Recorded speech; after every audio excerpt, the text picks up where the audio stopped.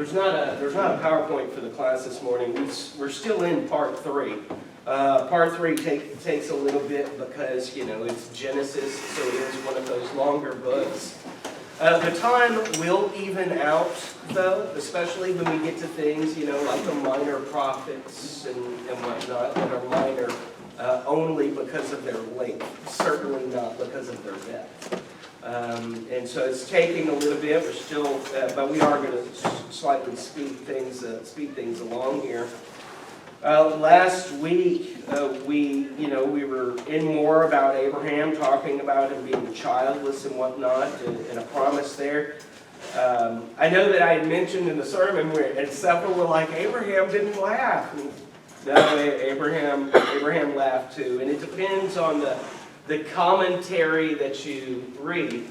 So there are certain things, obviously, in Scripture that are open to interpretation. Some people say that maybe he laughed kind of like Sarah in a mocking way, and some people say, well, maybe he didn't laugh in a mocking way, but it was more of a kind of a joking almost, are you serious? I'm an old man, how is this going to happen? Right? And so we talked about that. We talked in Genesis 17, how God repeats the covenant, changes his name there. And then also in Genesis 17, verses 15 and 16, how God tells Abraham that his wife's name, Sarai, is changing to Sarah. And that it goes from honored father to father of a multitude, or great father, and that hers is changing from honored mother to like a mother or ruler of nations or princess. We talked also what I thought at least were some interesting things regarding their name, in that in putting the H in there, and it can be spelled a couple of different ways. It could be spelled H-E-H, it could be spelled H-E-I, H-E-Y, or just H-E. And part of the reason being is because when we get to the older Hebrew, there are certain texts that we look at, like the Septuagint, which is the Greek translation of the Hebrew. And we also have to rely much on rabbinic texts and what Jewish scholars have written about that time. So it comes across in a couple of different ways, depending again on who you're looking at or who you're reading, and as to what time period they were even written in. And that's not unusual. For example, you might read one word in the King James Bible, but the word has changed over the years, and so it's something else over here, right? But a couple of things that we saw about it is that it's the 5th letter of the Hebrew alphabet. So God, in changing their name, it wasn't just a matter of the meaning behind their name, but he actually inserted a new letter into the Hebrew alphabet. It's the 5th letter of the Hebrew alphabet. It's the 5th letter of the name Abraham. It's the 5th letter of the name Sarah.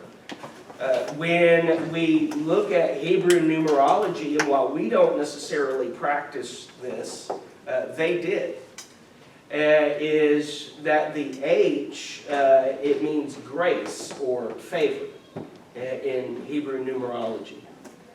There is still existing today a form of Jewish mysticism called Kabbalah. If I remember the spelling of that right, it's K-A-B-B-A-L-A-H. I might have an L and an A switch there. And that partially deals with it. So it is still very much a practice among the Jewish people. In Jewish mysticism, the word He, represented by that H, it actually represents the divine breath. Right? And so many people, in putting those elements together, like I mentioned last week, they would say that in changing their names, God showed them grace and favor, creating in them a new man, a new woman, and breathing into them his spirit. And we talked about maybe jotting down 2 Corinthians chapter 5 and verse 17. If anyone is in Christ, he is a new creation. The old has passed away. Behold, the new has come. Right? And this is not a practice that is just Old Testament either. For example, the Apostle Paul. Now we know him also as who? Saul, right? Not a trick question. We have people today, maybe their name is Robert and they're known as Bob or something like that. And then in the New Testament, though, there is a little bit of a difference with, for example, Paul, in the sense that Saul is more of a Hebrew name and Paul is more of a Greek name. So it partially depends there on the audience that he's speaking to that's referencing him, and whatnot, and even the letters that he's writing. Did anybody have any thoughts or comments regarding what we had talked about last week or even the week before? Maybe, yes, sir. Well, this has made me think, where did the language come from? Which? I mean, in Adam and Eve's day, who taught them to talk? Well, and that's a fair point since it's not recorded, but we would assume that God did, because, God kind of gave him knowledge. I wouldn't say full knowledge, because there was the tree in the garden, not only did he need to put the tree of life and knowledge and whatnot. But as far as the other languages are concerned, and you think of, the Tower of Babel, tomato, tomato, if you're a Southerner or a Yankee, but Babel or Babel. But you're talking about God changing the fifth letter of the alphabet. Mm-hmm. So it sounds to me like, from that, God gave them the alphabet. Yeah, so initially we know from the Tower of Babel is that they were all of one language. There was just one kind of universal language that people spoke. And they had, just kind of summarizing it, is that the people, they had decided out of a fear of other men and other kingdoms and whatnot, that they were going to make a name for themselves. So they build a city, not just, and so, a lot of people think that they just built the tower, but they clearly say, let's build a city in the tower. And that's where we were looking at that ziggurat that was up there, that kind of a square building that went up, and most people think it was that. And God had said, let us go down there and confuse their language. And so that's where at least the biblical scholars believe that all of these different languages came about. The unfortunate thing is there are certain things that we can put to a timeline in Scripture based either on genealogies and how old someone was when they died and how many children they had and all of that. And there are some things that we can't necessarily put to a timeline. Like, we don't really know for certain how long Adam and Eve were in the garden prior to being kicked out of the garden, things like that. So the development of language, it's a little bit difficult, but most biblical scholars would say that's kind of where it started. And even without having the H in there, that doesn't really appear until now, they still obviously, had a language that they were speaking. Well, Genesis 3, verse 8 through 12 is God talking to Adam and Eve. Right. So it goes back even that far into the creation where they are in the garden, and God's physically talking to them.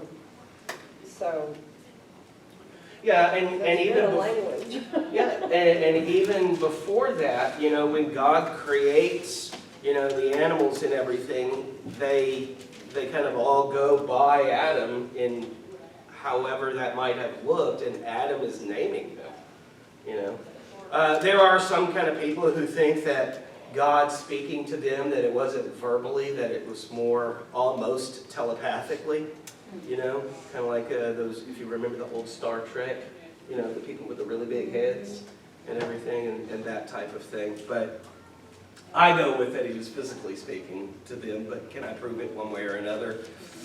Not really. Is it a salvational issue? No. You know? But yeah, so they had some type of language, and the language, yeah, it would have definitely come from God and him changing that. But that was a good question, though. Any other questions or thoughts?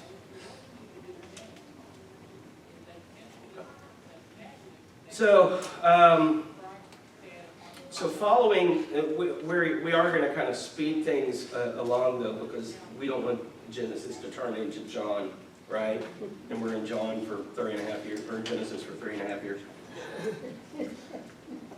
Hey, just wait till we get to Psalms, right? So following Sarah's death in Genesis chapter 23, Abraham, he commissions his servant, one who had control over everything that he possessed, to go to his country. This is in Genesis 24, 1 through 4. Basically, to go to my country, to my kindred, and take a wife for my son Isaac. And the servant, traveling back home, resting in a well, he prayed to God for a sign. And he says there in Genesis 24, verses 13 and 14, "Behold, I am standing by the spring of water, and the daughters of the men of this city are coming out to draw water. Let the young woman to whom I shall say, Please let down your jar that I may drink, and who shall say, Drink, and I will water your camels. Let her be the one whom you've appointed for your servant Isaac. By this I shall know that you have shown steadfast love to my master." Now we've done that, right? You know, kind of prayed for some type of sign, maybe. Yes. Maybe I'm just asking, you know, if, and I don't know, it might be God, you know, if this is what you want me to do, you know, is there some type of sign, something that you can show me so that I know, right? There's nothing wrong with that, right? I mean, we are told in testing the spirits and whatnot. We're not when we ask God for a sign, we're not testing God. But it comes down to a matter of discernment, because let's face it, the devil speaks through the world too, you know? And so how are we going to know which one's which? Now we kind of know the difference between a trial and a test is that a trial generally it propels us closer to God.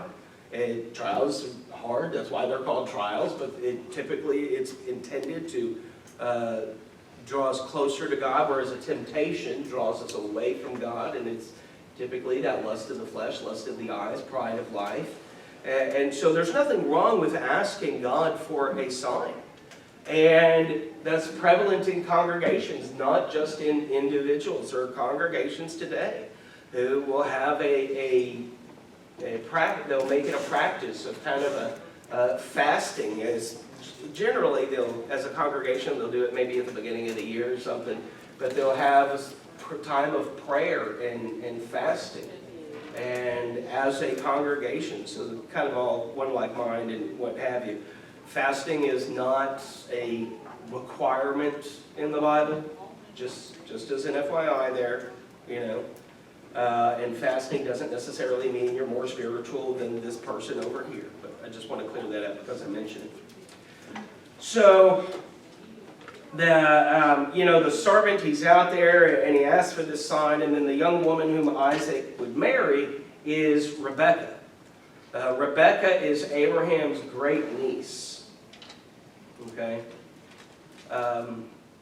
And then we kind of change over in Genesis 25. Sarah has passed. Abraham takes a new wife, Keturah, a concubine, who bears him 6 sons. Now we get that she was a concubine from 1 Chronicles chapter 1 and verse 32. Now, to be clear,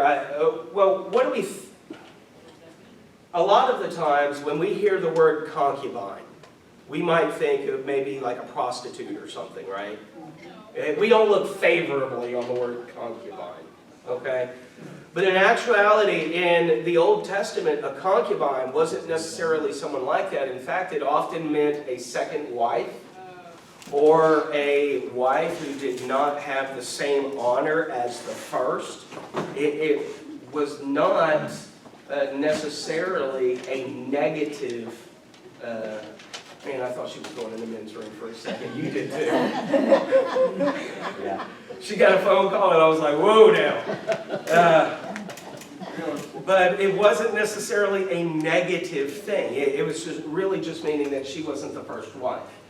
So he took his second wife. Again, if you didn't get the reference, 1 Chronicles 1:32, it says she was a concubine, bears him 6 sons.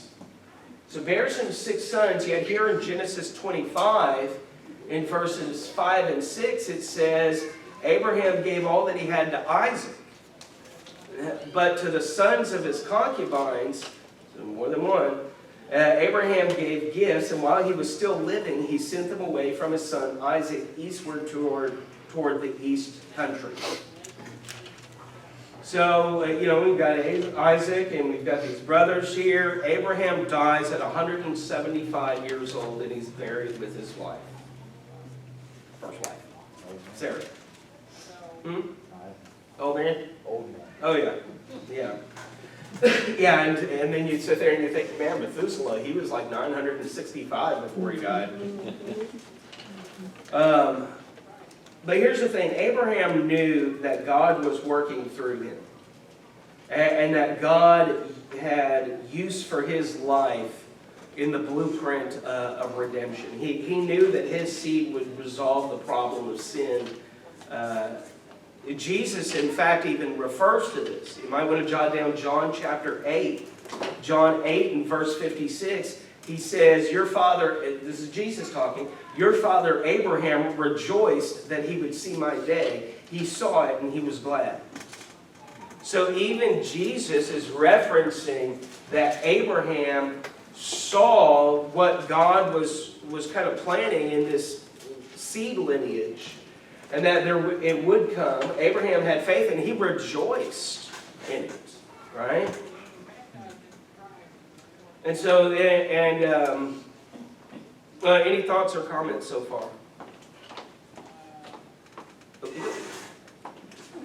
So Genesis chapters 25, 27, they cover the major portions of Isaac's life. Rebekah, she was barren, and Isaac prayed to the Lord for his wife. There in Genesis 25 and 26 Genesis 25, verses 22 through 26. The children struggled together within her. So Isaac, he's prayed for his wife. God is answering this prayer. And it says, the children struggled together within her, and she said, if it is thus, why is this happening to me? So she went to inquire of the Lord. And the Lord said to her, 2 nations are in your womb, and 2 peoples from within you shall be divided. The one shall be stronger than the other. The older shall serve the younger. When her days to give birth were completed, behold, there were twins in her womb. The first came out red, all his body like a hairy cloak. So they called his name Esau. Afterward, his brother came out with his hand holding Esau's heel. So his name was called Jacob. Isaac was 60 years old when she bore them. So Rebekah, she has these 2 twins, and you've got Esau, meaning red, that's coming out. He's, furry guy. And you have Jacob there. And we'll get to their names after a bit. But God is saying that there are 2 nations that are inside of you that are fighting, and the older is actually going to serve the younger. Now, obviously, at this time, she's hearing what's being said, but, they're not even born yet, so she doesn't know the fruit of this divine prophecy. The Edomites, here's what's kind of interesting, is that the Edomites, they are the descendants of Esau, okay? They are the traditional enemies of the Israelites, and they often battled the Jewish nation. The religion of the Edomites, and we'll see this, was similar to that of other pagan religions, in that they worshipped fertility gods. The Israelites, believe it or not, they were afraid, they were not afraid, excuse me, they were forbidden to hate the Edomites. God actually forbade it. There in Deuteronomy 23 and verse 7, is that it's a command, Deuteronomy 23 and verse 7, you're not to hate them, they're your brother. Now, is that not a principle that we have in the New Testament as New Testament Christians? Love one another even as I've loved you. John 13:35, by this all will know that you're my disciples, by the love that you have for one another. So this is a principle that's been there. We have two brothers. Yeah, one, really just falls down into idolatry and is at war with the descendants of his brother all the time. And yet God commands his people to say, I don't care what they're doing. You're not allowed to hate them. And Jesus talks about this in Matthew chapter 5 at the beginning of the Sermon on the Mount, when he's going through the Beatitudes there. Right? And we're to pray for those who spitefully use us and things of that nature. And so Ezekiel 35, it speaks of the destruction of the Edomites, also called Mount Seir or Seir, S-E-I-R. You may also want to jot down Psalm 137. Psalm 137 and Hebrews 12, 15 and 16. I'm not going to look at those. As a side note, you might even want to jot down Malachi chapter 1, verses 1 through 3. There, through the prophet, God says, Jacob I love, but Esau I hated. That's kind of a whole lesson in and of itself. Like, what do you mean God hates? I thought God is love, and how does that work out? But there's two different types. Real quick summary of it is that really there's two types of hates. You have a hate that leads toward destruction, and then you have a hate as in a complete disapproval of what one does. Right? And we'll get into that more actually when we're going to Plan of Redemption and we eventually get to Malachi. Sometime in 2028.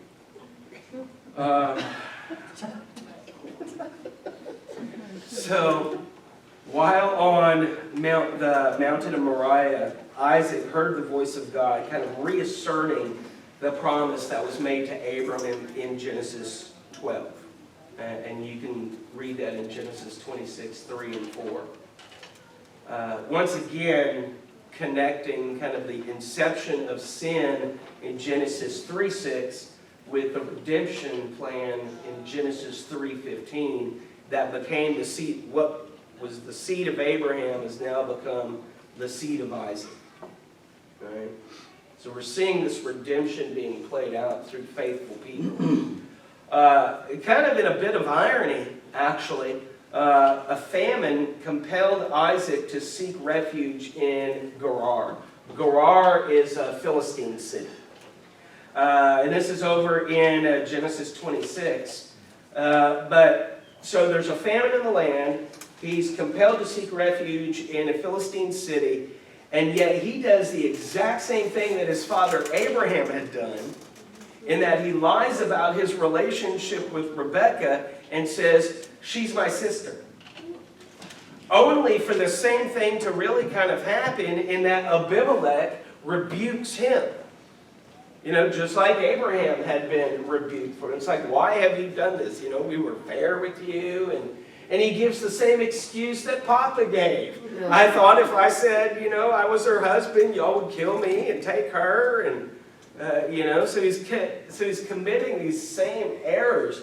And it's kind of interesting and really significant that immediately following the promise of what this covenant is and talking about the seed and the land that they're going to inherit, immediately after that, the Bible records a sin of that individual. Like if we go back and we look at Genesis chapter 12, we've got that promise there, and then immediately Abraham's messing things up. We look here in Genesis 26, and we've got that promise repeated, and then immediately Isaac's messing things up, you know? And so it really reminds them of the future, for them, the future seed that is to come, and their need for it. I've got this promise here, and then it records, them falling into their own error, and it shows the need for it. And that really is no different than us reflecting on our own lives, as to how desperately we need Christ. The people outside of the church, how desperately they need Christ, and how important it is for us to get out and share the gospel with people, right? Any thoughts or comments? Or complaints, that too. Is it still too early? There's donuts and coffee. Yes, ma'am. God telling, saying don't pay Esau. It's the same type of thing. I think that's relevant to all of us because we have loved ones that we love dearly, but we hate some of their actions. Not necessarily, their values and maybe their beliefs, we hate that because we know it is wrong. But we still love that person. And even in the world generally, there are things that people in the world do that we just hate because it's contrary to God's will. So it's a real, it's a really emotional type of thing because it's conflicting. We love the people, but we hate the sin. It's just that simple. Absolutely. Good thoughts. Any other thoughts?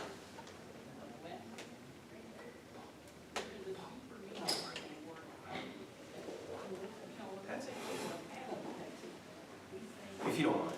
Thank you, sir. So then we've got this covenant coming to Jacob. In Genesis chapters 27 and 35, we're dealing with Jacob. In Genesis 27, that's where Rebekah and her son Jacob deceive Isaac to get the blessing of the firstborn. The firstborn being Esau. Esau was born first. He was the oldest. But remember, and that goes back to what God had said in Genesis 25:23, 2 nations are in your womb, 2 peoples from within you shall be divided. The one will be stronger than the other. The older will serve the younger. So it's really kind of going back to that. And so in his anger, Esau, he would say that Jacob cheated him out of his birthright. Right? But that's really not true. Now, I mean, granted, he was shrewd in dealing with it, but he didn't cheat him out of his birthright. Back there in Genesis 25, chapter 25, verses 29 through 34, we see that Esau sold his birthright for a bowl of stew, or lentils, depending on your translation. He had to be really tired. Or really like lentils. Well, just when he came in from the field. Yeah. Of course, he didn't know what he was selling. Yeah. I think that's what. And he's like, what's my birthright? What good is it doing me? I don't have any use for it now. So really, he wasn't cheated out. Jacob didn't cheat him out of his birthright. On the one hand, you could say maybe he kind of did because it was his brother, and so he could have just given him a bowl of stew. No, I would just say that Jacob was kind of a shrewd businessman, and he said, I'm going to get something. Yes, ma'am. Well, there are other things about Esau. He married those foreign wives, and And we're getting to that. I know, but I'm saying that sort of reveals his values. No, absolutely. Absolutely.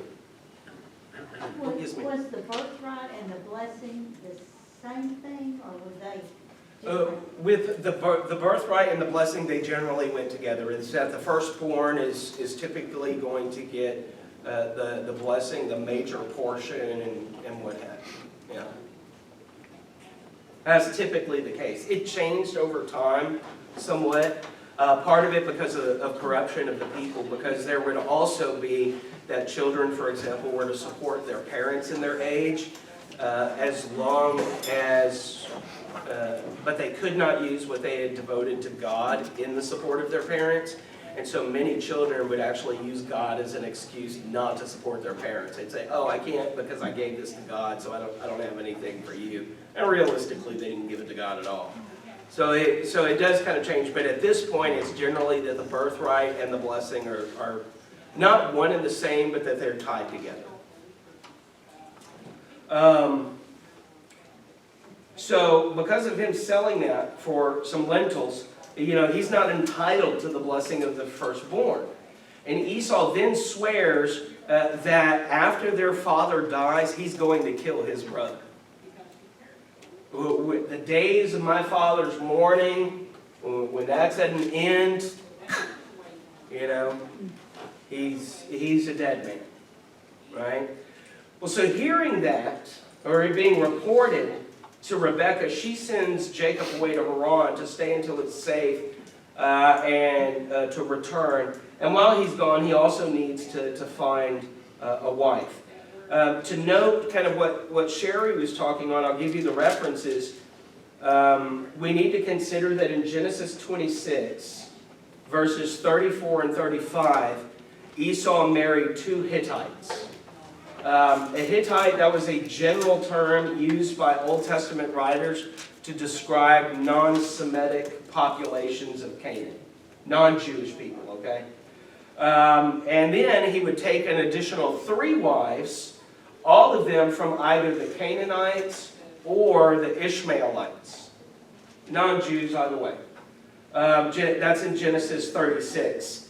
And we also have to remember that according to Genesis 17, Ishmael was excluded from the covenant. So we're kind of tracing it. We've got these 2 lines that are really going, and then we have these 2 children being born, and they're going to be at war with one another. And as Sherry pointed out, we have his character and his values and what's concerned about. And in fact, it even says, I think it's in the Genesis 26 or 36 reference, one of the 2, where it's basically that he saw how upset his parents were, and so he did it just to spite them, and that was his value, but it wasn't Jacob's. And then, real quick, because our time's up, and in Genesis 28, that is where we have what is commonly referred to as Jacob's ladder, where he has a dream and God reiterates the promise, and then he lays a stone that he had as a pillow, he puts oil on it and names it Bethel, meaning house of God. And that's in Genesis 28. We'll talk a little bit more about that next week before moving on. But any closing thoughts, comments? Anybody? Going once? Saying that Oh, he did. I'm sorry. no, go ahead. We talked about stealing the birthright. Mhm. It seems like it was more of a scam to me. I mean, he didn't steal the birthright, Right. but his brother convinced him. It's like, you're hungry, and like I said, on the one hand, he could say, you know what, you're my brother, I'm going to give you some food, But then he was kind of shrewd. He knew, what it was, and he wasn't in that place. Yeah, go ahead. I think Mama was kind of telling him what to do there, wasn't she? Though? Yeah, probably. That wouldn't surprise me either. But, because, she did tell him to leave and what he was to do, finding a wife, and, with the food and how that separates and how he gets the blessing, which we'll get to next week. Yeah, Mama was behind that. Mama was a quick thinker. She was a Proverbs 31 woman before Proverbs 31 was around. Yeah, I don't know about that. Any other thoughts or comments though? Sherry, were you gonna say something? It was, I was thinking about Genesis 26:46, where Rebecca told Isaac, I'm tired of living because of the daughters of Heth. I guess that's those Yeah. foreign wives. Yeah, they made their life miserable. They made their parents' lives. Esau married these women, and these Canaanite women, or these Ishmaelite, or the Hittite, or basically the non-Jewish women before there were Jewish women. They made his parents' lives miserable. You know? Esau was the black sheep there, and Yeah. his mother, you know, she said, if Jacob takes a wife from the daughters of those people, what good will my life be to me? Yeah.